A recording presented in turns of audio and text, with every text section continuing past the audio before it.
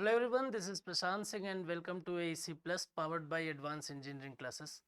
हम बात कर रहे थे आईसीटी की, और आईसीटी की सीरीज में लास्ट क्लास में मैंने एक टॉपिक शुरू किया था जो था हमारा इलेक्ट्रॉनिक्स, है ना। उसी इलेक्ट्रॉनिक्स की सीरीज में उसी टॉपिक पर हम आज भी चर्चा करेंगे, और उसका जो आधा पोर्शन बचा हुआ है, जो इलेक्ट्रॉनिक कंपोनेंट की आज हम बात करेंगे। और इंडिया की अगर हम बात करें तो इंडिया में कौन कौन से ऑर्गेनाइजेशन हैं, कौन कौन से इंस्टीट्यूशन ऐसे हैं जो इलेक्ट्रॉनिक के फील्ड में और इंक्रीमेंट करने के लिए, बेहतर प्रदर्शन करने के लिए लगातार प्रयास करते रहते हैं। एक एक करके हम चीज़ों के बारे में देखें अगर तो यहाँ पर सबसे पहले हमारे पास में आता है सेमीकंडक्टर। अब ये सेमीकंडक्टर क्या है, तो यहाँ पर दो चीजें आपको समझने की जरूरत है। एक जिसको आप बोलते हैं कंडक्टर, ठीक, दूसरा जिसको आप बोलते हैं नॉन कंडक्टर या इंसुलेटर, राइट। तो कंडक्टर किसको बोला जाता है, चालक किसको बोला जाता है, पहले आप वो समझ लीजिए, और उसके बाद आप समझिए कि कुचालक किसको कहते हैं। तो चालक और कुचालक की अगर मैं बात करता हूं, कंडक्टर और इंसुलेटर की अगर मैं बात करता हूं, या नॉन कंडक्टर की अगर मैं बात करता हूं, तो चालक हम उन सभी धातुओं को बोलते हैं, चालक हम उन सभी चीजों को बोलते हैं जिसमें से विद्युत का प्रवाह देखा जा सकता है, या जिसमें से विद्युत का प्रवाह हो सकता है। जो इलेक्ट्रिसिटी है, जो भी इलेक्ट्रॉन है, वहां पर आप देखेंगे चीजों को, तो वो एक जगह से दूसरी जगह उस डिवाइस के माध्यम से क्या हो सकते हैं, आगे बढ़ सकते हैं। तो यहाँ पर जिन धातुओं में या जिस प्रकार की जो भी वस्तुएं हैं जिनसे विद्युत का प्रवाह देखने को मिलेगा, वो कहलाएंगे कंडक्टर या वो कहलाएंगे चालक। और कुछ ऐसी वस्तुएं, कुछ ऐसी धातुएं जहां पर विद्युत का प्रवाह देखने को ना मिले, वो कहलाएंगे नॉन कंडक्टर, जिसको आप कुचालक कहते हैं। जैसे मान लीजिए कि रबड़, जैसे मान लीजिए कि लोहा की अगर आप बात करें, तांबे की अगर आप बात करें, तो ये चालक में आ जाएंगे। रबड़ की अगर आप बात करें तो ये आ जाएगा कुचालक में। इसीलिए तो बोला जाता है कि इलेक्ट्रिसिटी का कोई भी काम अगर आप कर रहे हैं तो वहां पर रबड़ से संबंधित चप्पल जो है, या रबड़ की चप्पल जो है, वो पहनकर आप वहां पर काम करिए, तो करंट लगने की संभावना कम रहेगी। अब देखिए, अब यहां पर बोल रहे हैं सेमीकंडक्टर, तो इन दोनों के बीच की एक कंडीशन होती है जिसको हम बोलते हैं अर्धचालक, जिसको हम बोलते हैं सेमीकंडक्टर।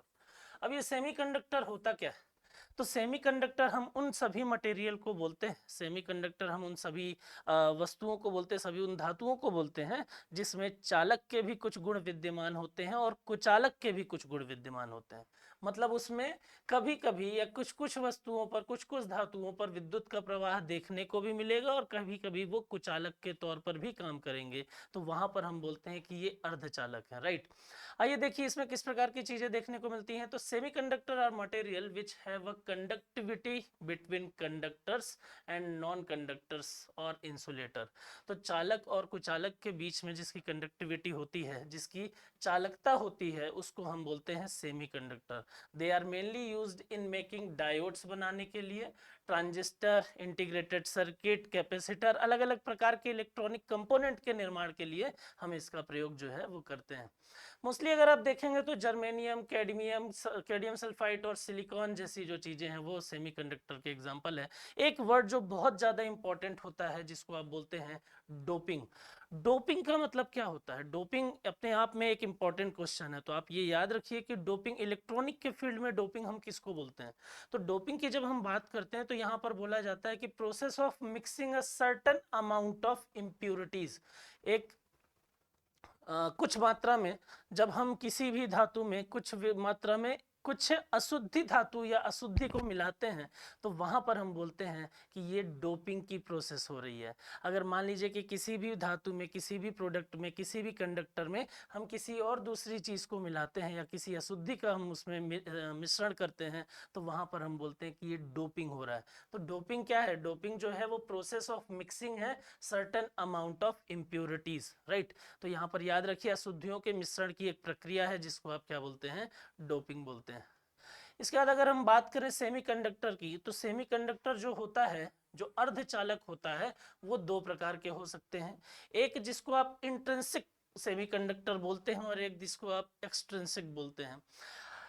इंट्रिंसिक का मतलब ऐसे सेमीकंडक्टर जिसमें किसी भी प्रकार से डोपिंग की कंडीशन देखने को नहीं मिलती, और वो अपने प्योर फॉर्म में, ओरिजिनल फॉर्म में होते हैं, उनको हम इंट्रिंसिक बोलते हैं। और ऐसे सेमीकंडक्टर जिसमें इम्प्यूरिटीज को मिक्स किया जाता है, अशुद्धियों को मिलाया जाता है, उसको हम क्या बोल देते हैं, हम बोलते हैं कि ये एक्सट्रिंसिक। तो इंट्रिंसिक और एक्सट्रिंसिक की अगर मैं बात करूं तो यहाँ पर आप ऐसे समझ सकते हैं कि जिस सेमीकंडक्टर में या ऐसे सेमीकंडक्टर जिसमें इम्प्यूरिटीज का मिक्सर किया जाता है, या ऐसा समझ लीजिए डायरेक्टली अगर मैं बोलता हूं कि जिस सेमीकंडक्टर में डोपिंग होती है, डोपिंग की प्रोसेस देखने को मिलता है, वो एक्सट्रिंसिक है। और जहां पर डोपिंग की प्रक्रिया देखने को ना मिले, प्योर फॉर्म देखने को मिले, उसको आप क्या बोल देंगे, इंट्रिंसिक मोड पे रहेगा, राइट। इसके बाद अगर आप देखेंगे तो अलग अलग कुछ और भी कंपोनेंट हैं जिसके बारे में हम चर्चा करते हैं। तो इसके बाद आता है सेमीकंडक्टर के बाद में यहाँ पर हमारे पास में आता है रजिस्टर। इसका नाम सुन के ही आपके दिमाग में आ गया होगा, अच्छा ये कहीं ना कहीं रेजिस्टेंस के लिए काम करता है, कहीं ना कहीं एक प्रतिरोध या अवरोध के उद्देश्य से ये काम करता है। अब बात ये आती है कि सर इलेक्ट्रॉन या इलेक्ट्रिक के फील्ड में या इलेक्ट्रिक की अगर हम बात करें तो इलेक्ट्रिक के फ्लो में रेजिस्टेंस की आवश्यकता कहाँ पर पड़ती है, या इलेक्ट्रिक के फ्लो में रजिस्टर जो है उसका प्रयोग हम करेंगे कहाँ पर। तो इसके बारे में चर्चा करेंगे। कुछ बेसिक चीजें जो आपको पता होनी चाहिए सबसे पहले, तो रजिस्टर की जब हम बात करते हैं तो उसको कैपिटल आर से डिनोट किया जाता है, ये याद रखिएगा। दूसरा याद रखिए कि इसका जो सर्किट सिंबल होता है वो कुछ इस प्रकार से दिखाई देता है। और तीसरा मोस्ट इंपॉर्टेंट चीज कि इसकी जो मापन की इकाई है, जो यूनिट है, अगर हम देखें तो वो ओम है ना। तो यहाँ पर ओम की अगर हम बात करें तो 1000 ओम के बराबर होता है 1 किलो ओम, और 1 किलो ओम के बराबर 1000 किलो ओम के बराबर होता है 1 मिलियन ओम, या 1 मेगा ओम जो है वो देखने को मिलता है। तो यहाँ पर आप ये याद रखिएगा। अब देखिए रजिस्टर जो है वो कहाँ पर काम करता है, किस तरीके से ये काम करता है, तो उसके बारे में बात करते हैं कि एक विद्युत घटक है जिसका उपयोग किसको कंट्रोल करने के लिए, तो कंट्रोलिंग टेम्परेचर एंड वोल्टेज। अगर मान लीजिए इलेक्ट्रिक का फ्लो जो है वो बहुत ज़्यादा हो रहा है और आपकी जो डिवाइसेस हैं उसके बीच में रजिस्टर जो है वो नहीं लगाया गया, तो आपकी डिवाइस की जो मतलब एक तरीके से कैपेसिटी है, या वो जो सर्किट जो अगर हम बात करें तो जो डिवाइस है वो एक लिमिट तक ही कंजम्पशन करेगी ना, वो एक लिमिट तक ही उसको यूज करेगी। अगर जरूरत से ज्यादा इलेक्ट्रिक फ्लो उसकी तरफ होगा तो उस डिवाइस की खराब होने की संभावना जो है वो 99% हो जाएगी। तो यहाँ पर हम क्या बोलते हैं, तभी तो हम बोलते हैं घरों में कि यार वोल्टेज जो है वो अप डाउन हो रहा है, फ्लक्चुएट हो रहा है, टेम्परेचर अप डाउन हो रहा है, एक काम करो इस डिवाइस को कुछ टाइम ड्यूरेशन के लिए अभी बंद कर दो। नहीं तो फिर हम बोलते हैं कि यार टेम्परेचर एकदम से बढ़ा और हमारी टीवी की आईसी उड़ गई। तो चीजें जो है वो इस प्रकार से, तो ऐसी समस्या ना उत्पन्न हो इसके लिए क्या किया जाता है, रजिस्टर का प्रयोग किया जाता है ताकि कंट्रोल किया जा सके exceeded amount of temperature end voltage को। बात समझ में आ रही है। Every conductor has its own resistance capability, जितने भी चालक होते हैं उनकी अपनी एक प्रतिरोधक क्षमता जो है वो होती है। Resistance is more effective in DC than AC. यहाँ पर अगर आप बात करोगे तो एसी की तुलना में डीसी में जो रेजिस्टेंस होते हैं, प्रतिरोधक होते हैं, वो ज़्यादा प्रभावी होते हैं। और resistance arise more in thin conductor than a thick conductor. अगर हम बात करें मोटे चालक की अपेक्षा पतले चालक में, तो प्रतिरोधक क्षमता जो है वो यहाँ ज़्यादा देखने को मिलती है, ज़्यादा उत्पन्न होती है, राइट। तो ये रजिस्टर जो है वो किस लिए काम करता है, ये इसलिए काम करता है ताकि क्या किया जा सके, आपके वोल्टेज और टेम्परेचर को, आपके डिवाइस को हार्म पहुंचाने से रोका जा सके, और जितनी आवश्यकता है उसी के आधार पर कंजम्पशन देखा जाए। कुछ इस प्रकार का ये दिखाई देता है, और इसका जो सिंबल है मैंने आपको बता ही दिया है कि ये इससे डिनोट करते हैं। अब यहाँ पर देखिए अगर हम सोने की बात करते हैं, गोल्ड की बात करते हैं, तो गोल्ड जो है वो सबसे कम प्रतिरोध वाला सुचालक होता है, सबसे कम अगर लोएस्ट रेजिस्टेंस वाला कंडक्टर होता है, इसलिए इसको हम एक और नाम से जानते हैं और हम इसको बोलते हैं सुपर कंडक्टर। बात समझ में आ रही है। तो यहाँ पर अगर आप देखेंगे तो गोल्ड जो है वो क्या कहलाता है, वो कहलाता है सुपर कंडक्टर। क्यों कहलाता है, क्योंकि ये ऐसा चालक है जहां पर सबसे कम प्रतिरोधक वाला चालक है और चीजें जो है वो आसानी से फ्लो होती है। तो यहाँ पर हम बोलेंगे ये क्या है, गोल्ड सुपर कंडक्टर, राइट, ये याद रखिएगा। इसके बाद अगर हम बात करें तो resistance is a passive electronic component made of the semiconductor metals, conductor, insulator, whose main function is to create resistance in the current flow. तो यहाँ पर अगर हम बात करेंगे तो यहाँ पर इसका मुख्य काम जो है वो क्या होता है, इसका मुख्य काम अगर आप देखेंगे तो करंट फ्लो को प्रतिरोध, करंट फ्लो में प्रतिरोध पैदा करना है ताकि एक लिमिट से ज़्यादा करंट का फ्लो आगे की तरफ ना बढ़ने पाए, राइट। नेक्स्ट अगर हम देखें यहाँ पर तो चीजें किस प्रकार से, अगला जो हमारा कंपोनेंट दिखाई देता है इलेक्ट्रिक कंपोनेंट, वहां पर आता है इंडक्टर। इंडक्टर के बारे में आप कुछ मत समझिए, आप कुछ मत याद रखिए, सिर्फ एक लाइन याद रखिए कि इंडक्टर जो है वो किसको कंटेन करता है, किसको स्टोर करता है। तो इंडक्टर की जब हम बात करते हैं तो जो इलेक्ट्रिक करंट का फ्लो होता है उसके बाद में इंडक्टर जो है वो उस इलेक्ट्रिक करंट से मैग्नेटिक फील्ड जो है वो डेवलप करता है और मैग्नेटिक एनर्जी को स्टोर करके रखता है। तो आप सिर्फ इतना याद रखिए कि इंडक्टर क्या कर रहा है, इंडक्टर जो है वो इलेक्ट्रिक करंट से मैग्नेटिक एनर्जी डेवलप हो रही है और इसको स्टोर करने का काम कौन कर रहा है, इंडक्टर कर रहा है। बात समझ में आ रही है? तो यहाँ पर याद रखना है आपको कि इलेक्ट्रिक एनर्जी जो है उसका फ्लो के माध्यम से इंडक्टर जो है वो क्या करेगा, इलेक्ट्रिक एनर्जी को मैग्नेटिक एनर्जी में स्टोर करने का काम करेगा। इसकी अगर हम बात करते हैं तो यहाँ पर हम क्या बोलते हैं, इसके मापने की जो इकाई होती है वो होती है हेनरी, राइट। यहाँ पर अगर आप देखेंगे तो इसके मापने की जो इकाई होती है उसको हम हेनरी बोलते हैं। हेनरी से मापेंगे क्या, तो हेनरी से मापा जाता है कि भाई ये जो मैग्नेटिक स्टोरेज आपने किया हुआ है, मैग्नेटिक एनर्जी जो आपने स्टोर की है वो कितनी है, क्या है, किस प्रकार से है। तो उसकी एनर्जी का भंडारण का स्टोरेज की क्षमता को मापने के लिए आप किसका प्रयोग करते हैं, आप करते हैं हेनरी का प्रयोग। बात समझ में आ रही है? नेक्स्ट अगर हम देखें यहाँ पर तो आता है हमारे पास में कैपेसिटर। कैपेसिटर को ही हम संधारित्र भी कहते हैं, कैपेसिटर को ही हम संधारित्र भी कहते हैं। इलेक्ट्रॉनिक कंपोनेंट है दैट स्टोर इलेक्ट्रिक चार्जेस। देखिए यहाँ पर इन दोनों में अगर मैं बात करूं इंडक्टर में और कैपेसिटर में, तो यहाँ पर आपको याद ये रखना है कि ये क्या कर रहा है, ये मैग्नेटिक एनर्जी को स्टोर कर रहा है और यहाँ पर आप देखेंगे तो ये किसको स्टोर कर रहा है, ये इलेक्ट्रिक एनर्जी को स्टोर कर रहा है ना। एक चीज याद रखिएगा कि आईसीटी के टॉपिक में आपको बहुत ज्यादा डिटेल में यहाँ पर इलेक्ट्रॉनिक्स को पढ़ने की आवश्यकता नहीं है। इससे जो क्वेश्चन पूछे भी जाएंगे वो बहुत वन लाइनर पूछे जाएंगे, बहुत टू द पॉइंट जैसी चीजें जो हैं वो यहाँ पर पूछी जाएंगी, राइट। तो बहुत ज़्यादा इसमें आपको अंदर नॉलेज के लिए बहुत ज़्यादा आवश्यकता नहीं है, जितनी आवश्यकता है उतनी चीज़ों के बारे में हम यहाँ पर चर्चा कर लेंगे, राइट। कैपेसिटर की अगर मैं बात करूं तो कैपेसिटर जो है वो दो प्रकार के होते हैं, ठीक है, मेनली दो टाइप के होते हैं। एक होते हैं पोलराइज्ड और दूसरा होता है नॉन पोलराइज्ड, ठीक है। एक को ध्रुवीकृत बोलते हैं और एक को हम नॉन पोलराइज्ड कैपेसिटर के तौर पर जानते हैं। अब इसमें एक ही चीज याद रखिए कि जो पोलराइज्ड होता है उसमें दो टर्मिनल देखने को मिलेंगे, एक प्लस और एक माइनस, है ना। जो पोलराइज्ड कैपेसिटर आपको दिखेगा, जो पोलराइज्ड कैपेसिटर होगा उसमें आपको दो टर्मिनल मिलेंगे, एक प्लस और एक माइनस। और जो नॉन पोलराइज्ड होगा उसमें किसी भी प्रकार से प्लस माइनस जैसे टर्मिनल देखने को नहीं मिलेंगे। बस इतना याद रखिए।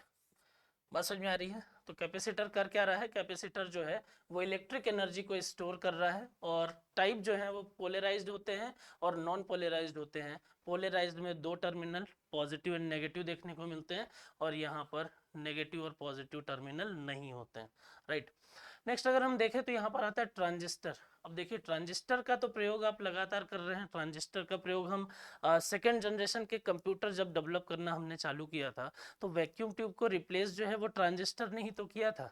अब ट्रांजिस्टर के साथ में खासियत ये होती है कि इसके साइज जो है वो छोटे हैं।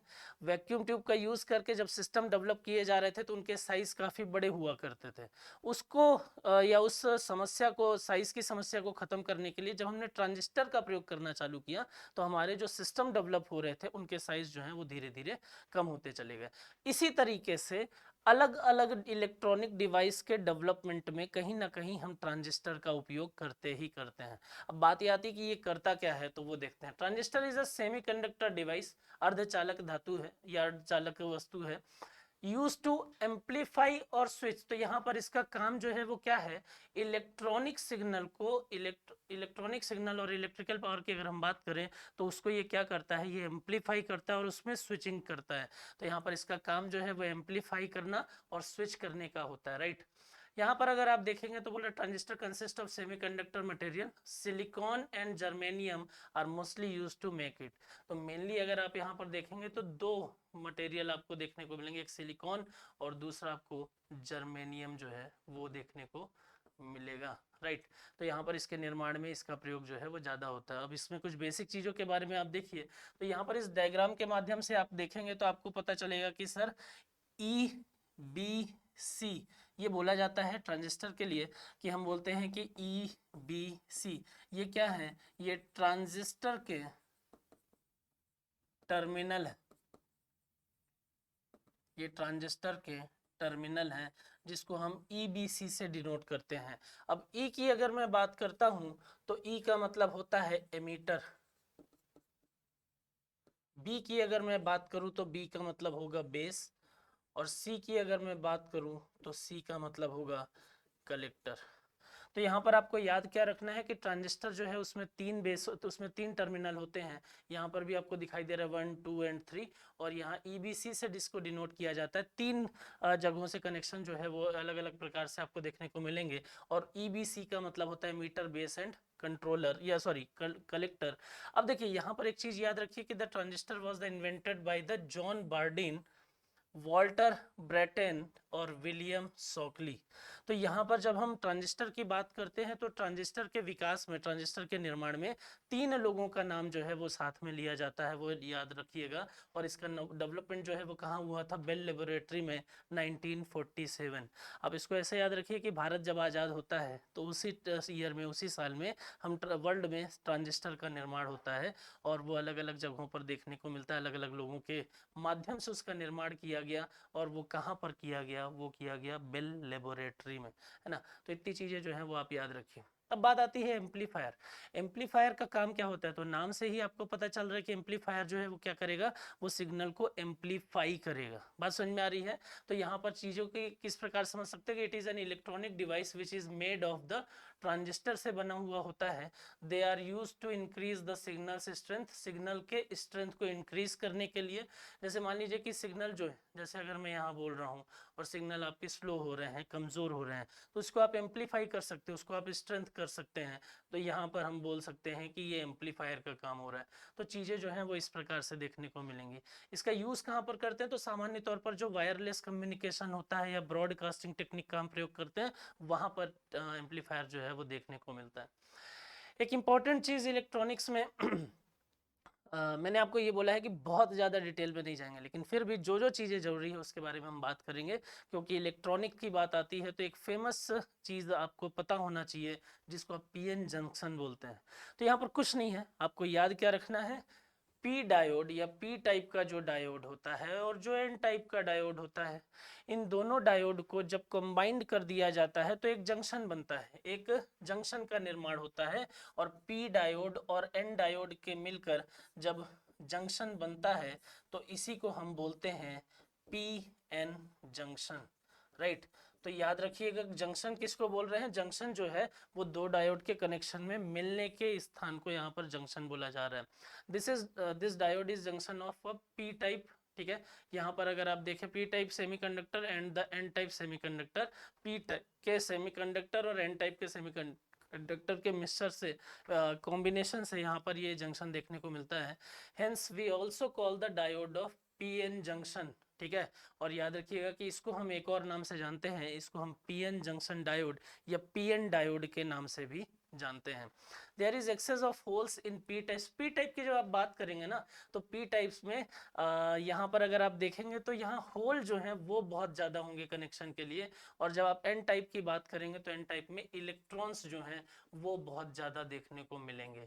तो याद रखिएगा पी डायोड और एन डायोड के कॉम्बिनेशन से PN जंक्शन का निर्माण होता है, जिसको आप PN जंक्शन डायोड भी बोल सकते हैं। और पी टाइप के डायोड में ज़्यादातर आपको होल दिखेंगे, और एन टाइप के डायोड में आपको यहाँ पर इलेक्ट्रॉन्स जो हैं वो देखने को मिलेंगे। नेक्स्ट अगर मैं बात करता हूँ मोस्ट इंपॉर्टेंट थिंग, इलेक्ट्रॉनिक की बात अगर आप कर रहे हैं तो सबसे ज़्यादा इंपॉर्टेंट यहाँ पर आता है वो है इंटीग्रेटेड सर्किट। इंटीग्रेटेड सर्किट की अगर बात करें तो इससे डायरेक्टली आईसी की अगर बात करें तो डायरेक्टली 2-3 क्वेश्चन पूछे जाते हैं। डेवलप किसने किया, कब किया, इसका फुल फॉर्म क्या है, इसका निर्माण जो है वो किससे होता है और किसको सिलिकॉन वैली के नाम से जाना जाता है। तो इस तरीके के बेसिक चीज़ें जो है वो बार बार पूछी जा रही हैं। देखिए यहाँ पर क्या बोलते हैं, तो एकीकृत परिपथ की अगर मैं बात करता हूँ, इंटीग्रेटेड सर्किट की अगर मैं बात करता हूँ, तो यहाँ पर आप पहले ये समझिए कि आखिर है क्या। जैसे मान लीजिए कि आप कैपेसिटर की बात कर रहे हैं, जैसे मान लीजिए कि आप रेजिस्टेंस की बात कर रहे हैं, जैसे रजिस्टर की बात कर रहे हैं, या जैसे मान लीजिए कि आप इंसुलेटर की बात कर रहे हैं, या जैसे मान लीजिए कि आप और भी दूसरे कंपोनेंट की बात कर रहे हैं। तो यहाँ पर क्या चीज़ें देखने को मिल रही है, ट्रांजिस्टर की बात कर रहे हैं, तो जब हम मल्टीपल कंपोनेंट को एक फ्रेमिंग में, एक फ्लैट में हम जब उसको कंबाइन करके एक ही जगह पर एक ही छोटी सी चिप के अंदर डेवलप करते हैं, एक छोटे से बोर्ड के अंदर डेवलप करते हैं, तो उसको हम बोलते हैं एकीकृत, उसको हम बोलते हैं इंटीग्रेटेड। और इंटीग्रेटेड क्या, तो इंटीग्रेटेड सर्किट। तो आईसी की जब हम बात करते हैं तो आईसी जो है वो विभिन्न प्रकार के कंपोनेंट को इंटीग्रेट करके बनाया गया एक कंपोनेंट होता है। बात समझ में आ रही है। इट वाज इन्वेंटेड इन 1958 में इसका निर्माण हुआ। दो व्यक्तियों के नाम याद रखिए, रॉबर्ट नॉयसे और जैक किल्बी। मोस्टली अगर आप नाम अगर भूलते भी हैं तो आप नाम याद रखिए किल्बी, तो किल्बी से आपको चीज़ें जो है वो याद रहेंगी। An integrated circuit is a set of electronic circuit and one small flat piece of the semiconductor material that is normally silicon। तो यहाँ पर सामान्य तौर पर अगर आप देखेंगे कि एक छोटा सा प्लेट के फॉर्म में या एक छोटे से बेस के फॉर्म में एक डिवाइस जो है वो बनाया जाता है विभिन्न प्रकार के इलेक्ट्रॉनिक कंपोनेंट के सेमीकंडक्टर के मिक्सचर के द्वारा, कॉम्बिनेशन के द्वारा। और सामान्य तौर पर अगर आप देखेंगे तो ये किसके द्वारा निर्मित होते हैं, तो ये सिलिकॉन के द्वारा निर्मित होते हैं, सिलिकॉन से बनी हुई चिप कहलाती है। आईसी की अगर हम बात करते हैं तो इंटीग्रेटेड सर्किट जो होती है वो एक छोटी चिप होती है, मैंने आपको बता ही दिया है। आमतौर पर ये सिलिकॉन से बनी होती है। छोटी चिप में इसमें क्या क्या चीज़ें हो सकती हैं, किसको किसको कंटेन कर सकता है, तो ट्रांजिस्टर, कैपेसिटर, डायोड, रजिस्टर जैसे कई इलेक्ट्रॉनिक कंपोनेंट जो है उनको एक वायर के माध्यम से, वायर के थ्रू एक दूसरे के साथ में उनकी कनेक्टिविटी कर सकते हैं। इंटीग्रेटेड सर्किट को micro particle, micro cricket, microchip, silicon chip and just chip के नाम से भी इसको जाना जाता है, और ये सिलिकॉन से बना होता है। इसीलिए तो जब आपके इलेक्ट्रॉनिक डिवाइस में अगर किसी भी प्रकार की खराबी आती है, वोल्टेज बढ़ गया या किसी प्रकार से वोल्टेज फ्लक्चुएट हुआ, जिसके कारण से जिस मात्रा में वोल्टेज की कंजम्पशन की हो रहा था उससे एक्सीडेड अमाउंट में कंजम्पशन होने लगा, तो उसके कारण से आपकी डिवाइस जो है वो फेल हो जाती है, वो वर्क करना बंद कर देती है। तो वहाँ पर हम सुनते हैं सामान्य तौर पर कि यार इस डिवाइस का आईसी उड़ गया है। तो आईसी के उड़ जाने का मतलब क्या होता है कि ये जो प्लेट है यहाँ पर आप देखिए, इसमें विभिन्न प्रकार की चीज़ें हैं, जिसमें अलग अलग प्रकार की चीज़ें, ट्रांजिस्टर, कैपेसिटर, डायोड, रजिस्टर, सारी चीज़ों को एक वायर के थ्रू कनेक्ट किया जा रहा है। उसमें से उस टाइम ड्यूरेशन पे अगर देखेंगे तो अगर इसमें से कोई भी एक चीज़ वहाँ से खराब हो जाती है या वर्क करना बंद करती है तो पूरा का पूरा आईसी जो है वो भी बंद हो जाता है। इसलिए हम बोल देते हैं कि आईसी जो है वो उड़ गया। अब जब आप आईसी की बात करते हैं तो ये अलग अलग टाइम ड्यूरेशन पर अलग अलग जनरेशन के तौर पर जानी जाती है। और सबसे पहले हमने जब आईसी का प्रयोग करना चालू किया तो उस टाइम ड्यूरेशन पर हमने किसका यूज़ किया, हमने एसएसआई या स्मॉल स्केल इंटीग्रेशन का प्रयोग किया। अब एक चीज़ याद रखिए, जैसे मान लीजिए हम ट्रांजिस्टर का प्रयोग करके किन्हीं चीज़ों का अगर मैं यहाँ पर बोल रहा हूँ तो हम ट्रांजिस्टर का प्रयोग करके किसी भी प्रोग्राम को, किसी भी चीज़ को एग्जीक्यूट करते हैं, है ना। तो ट्रांजिस्टर की जो स्पीड होती है, आप ऐसा समझ लीजिए कि ह्यूमन के, अगर कोई ह्यूमन वो चीज़ करेगा और वो मशीन वो चीज़ करेगी तो मशीन काफ़ी फास्ट कर सकती है। अब आप ऐसा समझिए कि 1000 ऑफ ट्रांजिस्टर मिलकर जो काम को करेंगे, जितने समय में करेंगे उतने समय में एक इंटीग्रेटेड सर्किट जो है वो उस काम को एग्जीक्यूट करेगी। बात समझ में आ रही है। तो आप समझ सकते हैं कि आईसी की स्पीड जो है वो ट्रांजिस्टर के कंपेयर में कितनी फास्ट होगी। बात समझ में आ रही है। और जब हम जनरेशन ऑफ कंप्यूटर की बात करते हैं तो वहाँ पर सेकेंड जनरेशन तो आपको समझ में आ गया ट्रांजिस्टर, थर्ड जनरेशन में इंटीग्रेटेड सर्किट का ही यूज़ होता है। बात समझ में आ रही है। और इसका साइज अप्रॉक्सीमेट 1/4 स्क्वायर इंच के बराबर देखने को मिलता है। तो यहाँ पर अगर मैं बात करूँ तो इसका सबसे पहला जनरेशन जो है वो कौन सा था, जो सबसे पहले प्रयोग में आया था वो था एसएसआई, जिसको स्मॉल स्केल इंटीग्रेशन कहते हैं। एसएसआई की जब बात करते हो तो इसमें कितने ट्रांजिस्टर जो हैं वो कंटेन किए जाते थे, तो यहाँ पर आप देखिए तो लगभग 100 के आसपास, लगभग 10 से 100, 1 से 10 या अप टू आप देखेंगे तो 100 ट्रांजिस्टर जो है वो यहाँ पर कंटेन। थोड़ा सा अपग्रेड हुआ, एसएसआई के बाद आया एमएसआई, जिसको मीडियम स्केल इंटीग्रेशन के नाम से जाना जाता है। और मीडियम स्केल इंटीग्रेशन जैसे जैसे उधर से इधर बढ़ेंगे ना, ट्रांजिस्टर पर चिप जो है वो इंक्रीज होता चला जाएगा। तो यहाँ पर देखिए क्या बोल रहा है, 100 ऑफ ट्रांजिस्टर से लेकर 1000 ऑफ ट्रांजिस्टर पर चिप जो है वो इसमें कंटेन करके रखता है। लार्ज स्केल इंटीग्रेशन जिसको एलएसआई के नाम से जानते हैं, 1000 ट्रांजिस्टर से लेकर लाख ट्रांजिस्टर तक ये चीज़ें देखने को मिलती हैं।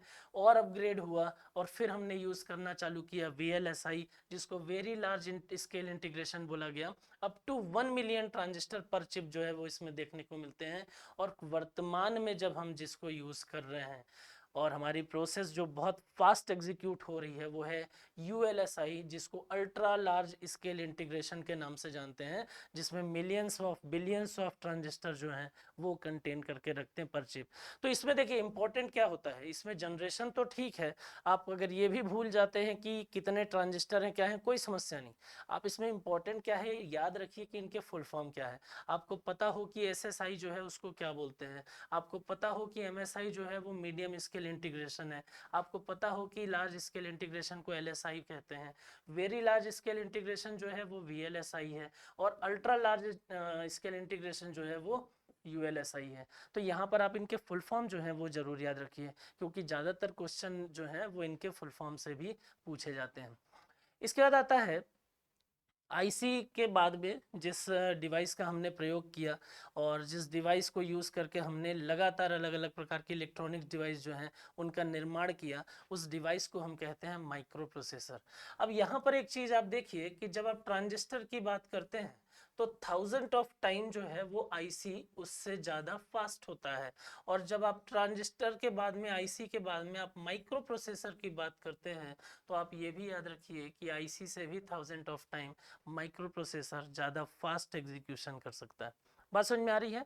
तो इसी को आप प्रोसेसर के नाम से भी जानते हैं, इसी को आप बोलते हैं कि ये कोर 2 है, ये ऑक्टा कोर है, ये डुअल कोर है। इस प्रकार के वर्ड जो आप लगातार यूज़ करते हैं वो किसके लिए करते हैं, वो माइक्रो प्रोसेसर के लिए। अब माइक्रो प्रोसेसर जितना बड़ा होगा आपकी एग्जीक्यूशन की स्पीड उतनी बेहतर होगी। आइए देखिए इसमें कुछ बेसिक चीज़ें। Microprocessor is digital electronics device that is fabricated using million of transistor as an integrated circuit. तो डिजिटल इलेक्ट्रॉनिक युक्ति है जिसमें लाखों ट्रांजिस्टर को एकीकृत करके आईसी के रूप में इसका निर्माण जो है वो कार्य करने के लिए तैयार किया जाता है। Every electronic device from calculator to watches to television has used to some type of microprocessor. जितने भी इलेक्ट्रॉनिक्स डिवाइस जानते हैं, चाहे आप कैलकुलेटर की बात करिए, घड़ी की बात करिए या फिर आप टेलीविज़न की बात करिए, सभी में माइक्रो प्रोसेसर जो है वो देखने को मिलेगा। It is used to control the coordination between hardware and software. तो ये हार्डवेयर और सॉफ्टवेयर के बीच में अगर हम देखें तो ये हार्डवेयर और सॉफ्टवेयर के बीच में, किसी भी डिवाइस के हार्डवेयर और सॉफ्टवेयर के बीच में कोऑर्डिनेट करता है, और इसको हम कंप्यूटर का मस्तिष्क भी बोल सकते हैं। इसी को आप सीपीयू बोलते हो अलग अलग प्रकार से। It unit called gigahertz is used to measure the speed of the computer's processor। अगर आप ये देखें कि माइक्रो प्रोसेसर का एग्जीक्यूशन की स्पीड कितनी है, तो वहाँ पर अगर हम बात करेंगे तो चीज़ें क्या पता चलेगी कि यूनिट कौन किससे आप मेज़र कर सकते हैं, तो आप मेज़र कर सकते हैं जिसको GHz या गीगा हर्ट्ज के नाम से जाना जाता है। तो माइक्रो प्रोसेसर में आप ये याद रख सकते हैं कि माइक्रो प्रोसेसर का जो स्पीड है उसका कैलकुलेशन जो है गीगाहर्ट्ज में होगा। माइक्रो प्रोसेसर जो है वो कोऑर्डिनेट करता है किसके किसके बीच में, हार्डवेयर और सॉफ्टवेयर के बीच में। माइक्रो प्रोसेसर का यूज़ आजकल हर इलेक्ट्रॉनिक डिवाइस में आपको देखने को मिल ही जाएगा, राइट। नेक्स्ट अगर मैं बात करता हूँ तो यहाँ पर आता है डायोड। इलेक्ट्रॉनिक के फील्ड में, इलेक्ट्रिक के फील्ड में मोस्ट इंपॉर्टेंट कंपोनेंट के तौर पर ही इसको देखा जाता है। जो करता क्या है, जो इलेक्ट्रिसिटी का फ्लो है, जो करंट का फ्लो है, उसको एक ही डायरेक्शन में फ्लो करने के लिए ये काम कराता है। तो यहाँ पर अगर आप देखिए तो it is an electronic component that allows current to flow only one direction. बात समझ में आ रही है? तो यहाँ पर अगर आप देखेंगे तो जो करंट का फ्लो हो रहा है वो सिर्फ एक ही डायरेक्शन में हो, इसके लिए हम क्या करते हैं, हम डायोड का प्रयोग करते हैं। बात समझ में आ रही है? तो यहाँ पर देखिए, जैसे मान लीजिए करंट अलग अलग डायरेक्शन में जा रहा है, तो हम चाहते हैं कि भाई एक ही डायरेक्शन में हो, तो हमने यहाँ पर क्या लगा दिया, हमने यहाँ पर लगा दिया डायोड। अब डायोड को लगाते ही अगर आप देखेंगे तो यहाँ पर जितने भी अलग अलग डायरेक्शन में चीजें थी वो सब क्या हो गई, एक ही डायरेक्शन में आ गई। तो इस तरीके से हम क्या करते हैं, डायोड का यूज करते हैं। Diode has two types of electrodes, एक दो टाइप के इलेक्ट्रोड होते हैं, एक को एनोड बोलते हैं और एक को हम बोलते हैं कैथोड। एनोड जो होता है वो पॉजिटिव, एनोड को अगर हम बात करेंगे तो वहां पर आप देखेंगे तो पॉजिटिव टर्मिनल होता है और कैथोड जो होता है वो नेगेटिव टर्मिनल होता है। अब यहाँ पर अगर आप देखिए तो बोल रहा है कि डायोड में दो तरीके के इलेक्ट्रोड हैं, एनोड और कैथोड, और डायोड का कैथोड टर्मिनल को हम नेगेटिव टर्मिनल बोलते हैं, ये और एनोड को हम पॉजिटिव वोल्टेज से जोड़ देते हैं जिसको हम पॉजिटिव टर्मिनल बोलते हैं, और जिसके बाद करंट जो है वो फ्लो होना चालू हो जाता है। बात समझ में आ रही है? तो डायोड का काम क्या है कि करंट को एक ही डायरेक्शन में फ्लो कराना, पॉजिटिव और नेगेटिव टर्मिनल के माध्यम से चीज़ों की कनेक्टिविटी करना और जो करंट है उसके फ्लो को आगे बनाए रहना। बात समझ में आ रही है? नेक्स्ट अगर हम देखें डायोड के टाइप की अगर बात करें तो अलग अलग प्रकार के डायोड जो हैं वो आपको देखने को मिलेंगे। आप इनके नाम भी याद रखिए और कुछ बेसिक चीज़ें जो हैं वो आपको बता ही दूंगा इसके बारे में। जैसे एक इम्पॉर्टेंट है जिसको आप जेनर डायोड बोल रहे हैं, लगातार अलग अलग एग्जाम में ये देखा जा रहा है, बार बार पूछा जा रहा है, तो आप याद रखिए जेनर डायोड। उसके बाद आता है लाइट एमिटिंग डायोड, ये भी काफ़ी इंपॉर्टेंट है जिसको आप एलईडी के नाम से जानते हैं। उसके बाद आता है स्कॉटकी डायोड, फिर आता है शॉकली डायोड, फिर आता है photodiode, tunnel diode, laser diode. इसके अलावा भी और प्रकार होते हैं लेकिन हम मुख्यतः इतने ही डायोड के बारे में चर्चा जो है वो करेंगे। बात समझ में आ रही है? आइए देखते हैं एक एक करके की चीजें किस प्रकार से देखने को मिलती है। जेनर डायोड की अगर हम बात करें तो डायोड में अभी अभी आपने क्या पढ़ा है कि भाई डायोड एक ऐसी डिवाइस है जो करंट के फ्लो को क्या करेगा, एक ही डायरेक्शन में मूव कराएगा। बात समझ में आ रही है? लेकिन यहां पर क्या बोल रहे हैं Zener diode, Zener diode allows the current to go in one direction but when the voltage exceed the breakdown voltage it also allow the current into reverse direction। तो यहाँ पर ये बोल रहा है कि वैसे तो इसका काम सामान्य तौर पर आप देखेंगे तो एक करंट जो है उसको एक ही डायरेक्शन में फ्लो कराने के लिए है, लेकिन अगर मान लीजिए कि वोल्टेज जो है वो बहुत ज़्यादा मात्रा में बढ़ जाता है और करंट अगर इधर की तरफ फ्लो करता है तो जो डिवाइस है उसके खराब होने की संभावना जो है वो बढ़ जाएगी। तो यहाँ पर एक अच्छी चीज़ ये है जेनर डायोड में कि जेनर डायोड जो है वो रिवर्स डायरेक्शन में भी करंट का फ्लो कर देगा। कब? वो तब होगी ये प्रोसेस जब वोल्टेज जो है वो कैसा होगा, एक्सीडेड अमाउंट में होगा। बात समझ में आ रही है? तो इसको हम क्या बोलते हैं, जेनर डायोड। तो है ये डायोड का ही टाइप, तो एक ही डायरेक्शन में करता है, लेकिन जब आवश्यकता पड़ती है, जब वोल्टेज हाई होता है और ऐसा लगता है कि इसको आगे नहीं भेजना है, तो उसी वोल्टेज को, उसी करंट को ये रिवर्स डायरेक्शन में मूव कराना चालू कर देता है। उसके बाद आता है लाइट एमिटिंग डायोड जिसको आप एलईडी के नाम से जानते हैं। लाइट एमिटिंग डायोड की अगर हम बात करें तो सेमीकंडक्टर डिवाइस होती हैं जो इलेक्ट्रिकल एनर्जी को लाइट एनर्जी में बदलने का काम करती हैं। जैसे कि हम अगर बात करें आजकल एलईडी टीवी वगैरह भी आने लगी हैं, ठीक है। जैसा अगर हम बात करें ट्रैफिक सिग्नल की तो वहाँ पर चीज़ें देखने को मिलेंगी, कैमरे का फ्लैश वगैरह वहाँ पर चीज़ें देखने को मिलेंगी। तो लाइट एमिटिंग डायोड जो है वो आपको कहाँ पर दिख रहा है, क्या कर रहा है ये कर रहा है इलेक्ट्रिक एनर्जी को कन्वर्ट कर रहा है किसमें, लाइट एनर्जी में। ये याद रखिएगा, ये क्या कर रहा है, ये कन्वर्ट कर रहा है इलेक्ट्रिक एनर्जी को लाइट एनर्जी में, जिसको हम क्या बोल रहे हैं, लाइट एमिटिंग डायोड बोल रहे हैं। उसके बाद आता है स्कॉटकी डायोड। स्कॉटकी डायोड जो है वो अपने आप में थोड़ा अगर आप देखेंगे तो बहुत ज़्यादा इंपॉर्टेंट तो नहीं है, लेकिन फिर भी एक बार समझ लीजिए। तो सेमीकंडक्टर मटेरियल है, धातु के जंक्शन से बना होता है, एक में मतलब कॉम्बिनेशन से। स्कॉटकी डायोड में कम वोल्टेज ड्रॉप होता है और ये बहुत तेजी से क्या करता है, स्विचिंग करता है। नाम याद रखिए, काम जो है वो बहुत ज़्यादा इंपॉर्टेंट नहीं है, आप इसके नाम जो है वो जरूर याद रखिए। इसके बाद आता है शॉकली डायोड। शॉकली डायोड इसलिए इंपॉर्टेंट हो जाता है क्योंकि इसके जो डेवलपर हैं वो इंपॉर्टेंट है। तो यहाँ पर अगर हम इसकी बात करते हैं तो इसका जो डेवलपमेंट किया गया है, इसका जो विकास किया गया है वो 1950 में आविष्कार हुआ। किसने किया? तो नाम है उनका विलियम शॉकली। इन्हीं ने, इनके ही नाम पर अगर आप बात करेंगे तो विलियम शॉकली के ही नाम पर, यहाँ पर अगर आप देखेंगे तो विलियम शॉकली के ही नाम पर इस डायोड का नाम पड़ा है, इसीलिए इसको हम शॉकली डायोड के नाम से भी जानते हैं। इसके बाद अगर आप देखें तो इसका नाम विलियम शॉकली है, ठीक है। और शॉकली डायोड जो है वो पहला पीएनपीएन लेयर वाला सेमीकंडक्टर है। एक इम्पॉर्टेंट है, याद रखिए कि विलियम शॉकली ने डेवलप किया है, 1950 में इसका डेवलपमेंट हुआ है और ये पहला पीएनपीएन वाला लेयर वाला सेमीकंडक्टर डायोड जो है वो है।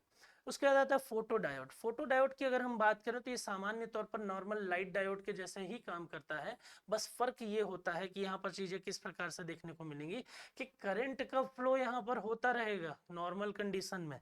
तो यहाँ पर नॉर्मल कंडीशन में अगर आप देखेंगे तो करंट का फ्लो अगर करना भी चाहें तो करंट का फ्लो जो है वो नहीं होगा। कब तक नहीं होगा? जब तक इस पर लाइट जो है वो ना पड़े। बात समझ में आ रही है? तो यहाँ पर आप देखिए तो कि बोलते हैं कि फोटो डायोड सभी डायोड की तरह नॉर्मल कंडीशन में करंट को फ्लो नहीं करता है, बल्कि जब इस पर कोई लाइट पड़ती है तब ये करंट को फ्लो होने देता है, और एक तरह का ये लाइट डिटेक्टर भी कहलाता है। बात समझ में आ रही है? तो यहाँ पर क्या देखने को मिलेगा कि लाइट के माध्यम से ही, लाइट के फ्लो के माध्यम से ही करंट का फ्लो जो है वो देखने को मिलेगा। अगला जो आता है वो है टनल डायोड। टनल डायोड भी इंपॉर्टेंट है। इंपॉर्टेंट क्यों है वो आपको अभी 1 मिनट में पता चल जाएगा। देखिए क्या बोल रहा है, इसका आविष्कार जो है वो 1957 अगस्त में किया है। किसने किया है? तो लियो इसाकी के द्वारा इसका डेवलपमेंट किया गया था, इसलिए इसको हम टनल डायोड को ही हम एक और नाम से जानते हैं और हम बोलते हैं कि ये इसाकी डायोड है। बात समझ में आ रही है? टनल डायोड का उपयोग जो है वो कहाँ पर करते हैं? तो जब हमको एग्जीक्यूशन बहुत फास्ट कराना होता है, उस टाइम ड्यूरेशन पर, जब हमको स्विचिंग फास्ट करानी होती है तो उस टाइम ड्यूरेशन पर हम टनल डायोड का प्रयोग करते हैं। तो टनल डायोड का उपयोग बहुत तेजी से स्विच करने के लिए किया जाता है। जहाँ पर कार्य नैनो सेकेंड में करवाना होता है वहां पर हम टनल डायोड का प्रयोग करते हैं, राइट। तो विभिन्न प्रकार के कंपोनेंट जो हैं वो आप देख रहे हैं, ठीक है। अब देखिए अगला जो आता है वो है लेजर डायोड। लेजर डायोड और फोटो लाइट डायोड की अगर मैं बात करूं तो एक ही बेसिक डिफरेंस है कि लाइट डायोड जो है वहां पर अगर आप देखेंगे तो वो लाइट पर काम करता है, तभी फ्लो जो है वो आपको देखने को मिलेगा। और लेजर डायोड में अगर आप देखिए तो वहां पर लेजर जो है उसके तौर पर काम करेगा। दिखने में कुछ इस प्रकार के दिखाई देंगे अगर आप नॉर्मल कंडीशन में देखेंगे तो। यूज कहाँ पर होता है? जैसे मैं इसका एक यूज बताऊं आपको, तो बारकोड रीडर की अगर हम बात करें, जब हम जाते हैं, जब हम शॉपिंग करने जाते हैं कहीं पर आजकल, तो आजकल जो बिलिंग होती है ना वो बारकोड के जरिए होती है, और उस बारकोड को रीड करने के लिए एक डिवाइस होता है जिसको हम बारकोड रीडर बोलते हैं। अब बारकोड रीडर क्या कर रहा है? बारकोड रीडर जो है वो लेजर फॉर्म में, लेजर डायोड के फॉर्म में ही तो काम कर रहा है। अगर उसकी हम बात करें तो उसके माध्यम से हम लेजर लाइट के माध्यम से ही तो चीज़ों को फ्लो कर पा रहे हैं ना। तो यहाँ पर आप देखिए तो ये बोल रहा है कि लेजर डायोड को एलडी लेजर डायोड या इंजेक्शन लेजर डायोड के नाम से भी जाना जाता है। ये लाइट एमिटिंग डायोड की तरह, एलईडी की तरह ही होता है, बस फर्क ये है कि लाइट की जगह लेजर बीम जो है वो बनाता है ये। बात समझ में आ रही है? और विभिन्न प्रकार के जगहों में इसका काम देखने को मिलता है। तो ये कुछ अलग अलग प्रकार के कंपोनेंट थे इलेक्ट्रॉनिक्स से रिलेटेड, जिसमें आपने विभिन्न प्रकार के चीज़ों के बारे में देखा, आपने लेजर डायोड के बारे में देखा, और भी डायोड जो है उनके बारे में आपने देखा। डायोड के पहले आपने अगर बात करें तो माइक्रो प्रोसेसर के बारे में हमने चर्चा की, माइक्रो प्रोसेसर, फिर इंटीग्रेटेड सर्किट देखा आपने। उसके बाद अगर बात करें तो यहाँ पर पीएन जंक्शन के बारे में आपको पता चला, एम्पलीफायर की बात की, transistor, capacitor, inductor, resistor, semiconductor, right. तो यहाँ पर जब आप देखते हैं तो हमने आज जो बात की है वो विभिन्न प्रकार के इलेक्ट्रॉनिक कंपोनेंट की बात की है ना। और यहाँ पर इलेक्ट्रॉनिक कंपोनेंट से आईसीटी के पोर्शन में अगर बात करें तो बहुत ज़्यादा डीप फॉर्म में आपसे क्वेश्चन जो है वो नहीं पूछे जाएंगे। तो कहाँ पर पूछे जाएंगे? तो आपसे मेनली इलेक्ट्रॉनिक कंपोनेंट के बारे में बेसिक चीज़ें, किसने इन्वेंट किया, कब किया, क्या फीचर है, मेनली इस प्रकार के क्वेश्चन जो है वो देखने को मिलेंगे। तो ये कंपोनेंट जो है वो जितना आवश्यक था उतनी चीज़ों के बारे में हमने चर्चा की है। अब बात करते हैं कि अगर हम इंडिया में इलेक्ट्रॉनिक की बात करें तो इंडिया में इलेक्ट्रॉनिक्स के फील्ड में बेहतर और ज़्यादा इंक्रीमेंट करने के लिए और ज़्यादा उसमें थोड़ा सा अपग्रेडेशन करने के लिए लगातार जो अलग अलग विभाग हैं, मिनिस्ट्रीज हैं, मंत्रालय हैं, वो काम कर रहे हैं। तो आइए देखते हैं कि कौन कौन से विभाग हैं जो यहाँ पर इस फील्ड पर काम कर रहे हैं। तो सबसे पहले अगर हम इलेक्ट्रॉनिक्स की बात करें, अगर हम इंफॉर्मेशन टेक्नोलॉजी की बात करें, तो सबसे पहले हमारे पास में एक नाम आता है जिसको हम बोलते हैं मेटी। मेटी के बारे में मैं पहले भी आपको बता चुका हूँ। मेटी को ही हम ministry of electronics and information technology बोलते हैं। भारत सरकार की एक मंत्रालय है और इसके अंदर में एक विभाग काम करता है जिसको department of electronics and information technology के नाम से जाना जाता है। अगर हम ministry of electronics and communication information technology की बात करते हैं, मेटी की बात करते हैं, तो वर्तमान में इसके जो मिनिस्टर हैं, जो मेटी मिनिस्टर हैं, उनका नाम है अश्विनी वैष्णव। और अश्विनी वैष्णव को तो आप बेहतर तरीके से जानते होंगे, वर्तमान में ये रेल मिनिस्टर भी है ना। तो ये चीज़ याद रखिएगा। और अगर जो नहीं जानते हैं, और अगर आप अभी उड़ीसा में अगर आप देखेंगे कि एक बड़ा ट्रेन हादसा जो है वो हुआ है, तो वहाँ पर काफ़ी चर्चा में थे, ये काफ़ी न्यूज़ में थे। तो आप देखेंगे तो आपको पता चलेगा। तो ये रेल मिनिस्टर भी हैं और वर्तमान में मेटी मिनिस्टर भी हैं। इसके बाद अगर हम बात करते हैं तो अगला संस्थान हमारे सामने आता है जिसको हम बोलते हैं BEL, जिसको हम भारत इलेक्ट्रॉनिक्स लिमिटेड के नाम से जानते हैं। अब ये भारत इलेक्ट्रॉनिक्स लिमिटेड की अगर मैं बात करूं तो 1954 में इसकी स्थापना बेंगलोर में की गई थी। अब ये करता क्या है, तो भारत इलेक्ट्रॉनिक्स लिमिटेड भारत सरकार के स्वामित्व वाली एरोस्पेस और रक्षा इलेक्ट्रॉनिक्स कंपनी है और मुख्य रूप से जमीनी और एरोस्पेस अनुप्रयोगों के लिए उन्नत इलेक्ट्रॉनिक उत्पाद का ये निर्माण लगातार करती रहती है। तो यहाँ पर अगर आप देखें तो PSUs है, पब्लिक सेक्टर अंडरटेकिंग है, भारत सरकार के दायरे में काम कर रही है और इलेक्ट्रॉनिक के फील्ड में भारत सरकार के बेहतरी के लिए, है ना, एरोस्पेस के लिए और अलग अलग प्रकार से विभिन्न सेक्टर के लिए लगातार इलेक्ट्रॉनिक कंपोनेंट जो है वो निर्माण उनका करती रहती है। इसके बाद अगर हम देखें तो अगला हमारे पास में आता है सेंट्रल इलेक्ट्रॉनिक्स लिमिटेड, जिसको 26 जून 1974 को न्यू दिल्ली में स्थापित किया गया। ये होता क्या है, करता क्या है, तो सेंट्रल इलेक्ट्रॉनिक्स लिमिटेड जो है वो विज्ञान और प्रौद्योगिकी मंत्रालय के वैज्ञानिक और औद्योगिक अनुसंधान विभाग के तहत भारत सरकार का एक इंडस्ट्री है, एक उद्यम है। तो ये भी लगातार काम कर रहा है किस फील्ड के लिए, इलेक्ट्रॉनिक फील्ड में, इलेक्ट्रॉनिक्स के फील्ड में।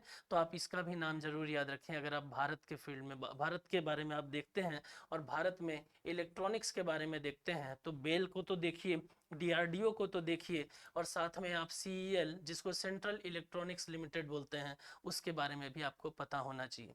उसके बाद अगर मैं बेसिक बात करूं तो 1970 की अगर हम बात करते हैं तो 1970 में इलेक्ट्रॉनिक्स डिपार्टमेंट का विकास किया गया, इलेक्ट्रॉनिक्स डिपार्टमेंट की स्थापना की गई।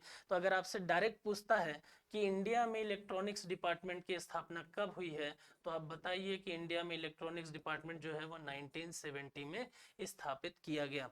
1974 की अगर बात करें तो CEL अभी थोड़ी देर पहले मैंने आपको बताई है। 1984 अगर आप देखते हैं तो society of applied microwave electronics engineering and research, जिसको आप समीर के नाम से जानते हैं, उसकी स्थापना होती है। तो समीर का फुल फॉर्म भी आपके लिए इंपॉर्टेंट है। 1984 फुल फॉर्म है इसका society for applied microwave electronics engineering and research. तो ये याद रखना है आपको। 1990s का दौर ऐसा था कि यहाँ पर अगर हम बात करें राजीव गांधी की, तो उन्होंने, अगर हम चीज़ों को देखें तो इसी दौर में कंप्यूटर का विकास भी हमारे देश में धीरे धीरे देखने को मिल रहा था और काफ़ी प्रमोट किया जा रहा था। ठीक है, तो यहाँ पर अगर आप देखिए तो 1990 में एक इंस्टीट्यूशन है जिसको आप CMET के नाम से जानते हैं, उसकी स्थापना पुणे में की गई, central for material for electronics technology. तो देश में central for material for electronics technology, जिसको CMET कहते हैं, उसकी स्थापना कब होती है, 1990 में। कहाँ होती है, तो पुणे में होती है। 1994 की अगर मैं बात करता हूँ तो यहाँ पर आप देखिए national institute of electronics and information technology, जिसको आप NIELIT के नाम से जानते हैं, उसकी स्थापना की गई न्यू दिल्ली में। और 2019 में अगर आप देखिए तो इलेक्ट्रॉनिक के फील्ड में काम करने के लिए जो नीति बनाई गई, उसकी उन नीति को पास किया गया, नीति का निर्माण हुआ, जिसको नेशनल इलेक्ट्रॉनिक पॉलिसी कहते हैं। अब ये नेशनल इलेक्ट्रॉनिक्स पॉलिसी जो है उसने किसको रिप्लेस किया है, तो इसने नेशनल इलेक्ट्रॉनिक्स पॉलिसी 2011 को रिप्लेस करके 2019 जो है वो अभी करंट में काम कर रही है। बात समझ में आ रही है? तो ये था हमारा इलेक्ट्रॉनिक्स का टॉपिक।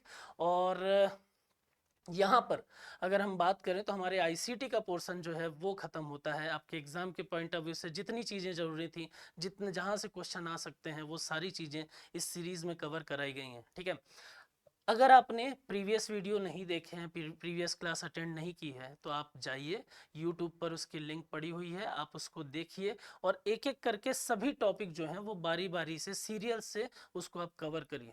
ऐसा मत सोचिए कि अगर आपने ये बेसिक चीज़ें हैं तो ये तो हमको पता ही है, लेकिन अगर आप क्लास को देखेंगे, अगर आप इस पीडीएफ को पढ़ेंगे या अलग अलग प्रकार से चीज़ों को देखेंगे, तो कहीं ना कहीं कुछ माइनर माइनर चीज़ें हैं जो हमको एग्जाम में लगता है कि यार कहीं तो हमने पढ़ा था लेकिन हमें भूल रहा है, वैसी चीज़ें आपको ज़्यादा बेहतर तरीके से याद रहेंगी। तो इस पूरी सीरीज़ में अगर आपको कहीं पर भी कोई भी डाउट होता है तो आप मैसेज करिए, कमेंट करिए, हम उस डाउट के लिए उस प्रबंध जो है वो ज़रूर करेंगे आगे आने वाले क्लासेस में, आगे आने वाली सीरीज़ में। बात समझ में आ रही है? तो यहाँ पर अगर हम बात करते हैं तो आईसीटी का एक पोर्शन, आईसीटी की एक सीरीज़ जो है वो यहाँ ख़त्म होती है। और जितना आपके सिलेबस में है, जितना आपके एग्ज़ाम के पॉइंट ऑफ व्यू से कवर करना था, वो चीज़ें यहाँ पर कवर हो गई। राइट, चलिए फिर बात करते हैं प्रहार बैच की। तो प्रहार बैच के बारे में अगर मैं बताऊं तो सिविल, मैकेनिकल एंड इलेक्ट्रिकल, इन तीनों ही ब्रांचेस के लिए एईसी प्लस जो है वो लेकर आया है आपके लिए ऑफलाइन एंड ऑनलाइन बैच। आप जिसमें भी कंफर्टेबल आप उस बैच को ज्वाइन कर सकते हैं और अपनी पढ़ाई को और ज़्यादा बेहतर बना सकते हैं। अगर आपको ये लगता है कि हमने पढ़ाई कर ली है, तो आप उस पढ़ाई को टेस्ट करने के लिए, उस नॉलेज को टेस्ट करने के लिए एईसी की तरफ से जो टेस्ट सीरीज अवेलेबल कराई गई है उसको आप ज्वाइन कर सकते हैं। Subject wise test series, chapter wise test series, PYQs से रिलेटेड क्वेश्चन जो हैं वो सारी चीज़ें आपको यहाँ पर मिल जाएंगी।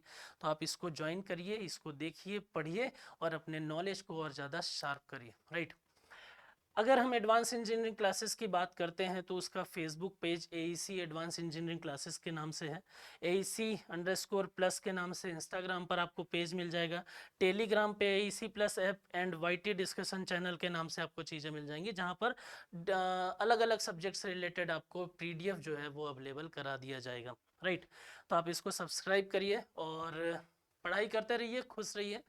यहाँ तक हमारा सफ़र था, यहाँ तक हमारा सब्जेक्ट था। और अगर किसी भी प्रकार की समस्या होती है तो आप मैसेज करें, कमेंट करें, हम उसको बात करेंगे। ठीक है, फिर पढ़ाई करते रहें, खुश रहें। Thank you so much.